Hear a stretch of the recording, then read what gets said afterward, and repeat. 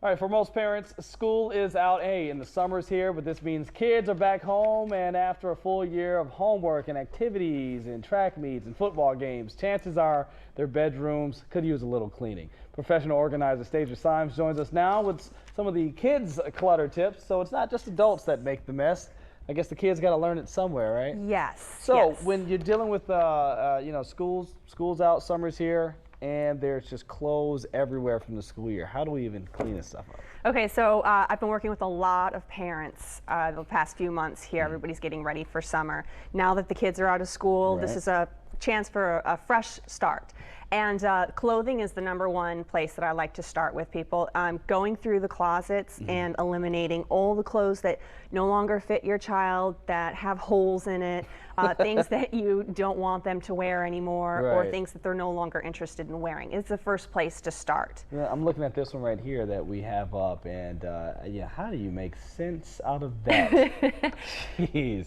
So if you're feeling overwhelmed, chances are the kids are feeling overwhelmed too. And what we want to do is, if you say like to your child, go clean your room, that magic phrase only holds power if you've actually taken the time to teach them how to clean their room. Okay. It's not just something that they inherently understand how to do. Most of the parents have a hard time understanding what it is to be clean and organized as well. So what we'll do is we'll start with the clothing, and I'll call this Operation Damage Control. Parents go in first, they make the decisions on getting the room up to par to where they like it. And then we're going to go through a couple of steps of other things that they can do after clothing. So what about when we have all these textbooks left over and all these visits to the library? What do we do with those? Yeah, so books, if there's anything that needs to be returned to school, go ahead or the library, get those out of there. But also a lot of kids love reading, so they've got books coming out of the woodwork all over their floors and their shelves and everything. So what we want to do is get those books, make sure that they're age appropriate. If they've outgrown them, let's donate them, pass them on. If you have a younger child, move them over into the next room. And just start making room on the shelves for future books coming in. Another question too. Of course, we all have, we have a place to put all of our dirty clothes, usually in the washroom or so forth. But you suggest kids have a place in the room to put theirs. Have their own hamper, have their own trash bin. I had one mother who was incredibly frustrated that her daughter always had her dirty clothes on the floor. And when I got there, my first question was, well, where is she supposed to be putting her dirty clothes where is she supposed to be putting her dirty clothes? And it turns out she didn't even have a hamper in her room. So that's just a perfect example of where a parent might be overlooking something and placing the blame on the child when they never gave the child the tools that they need in order to clean their room. Okay.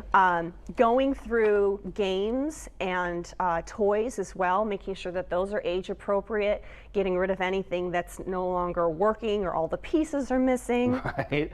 And especially with birthdays and things like that, kids are going to be getting new games and new toys.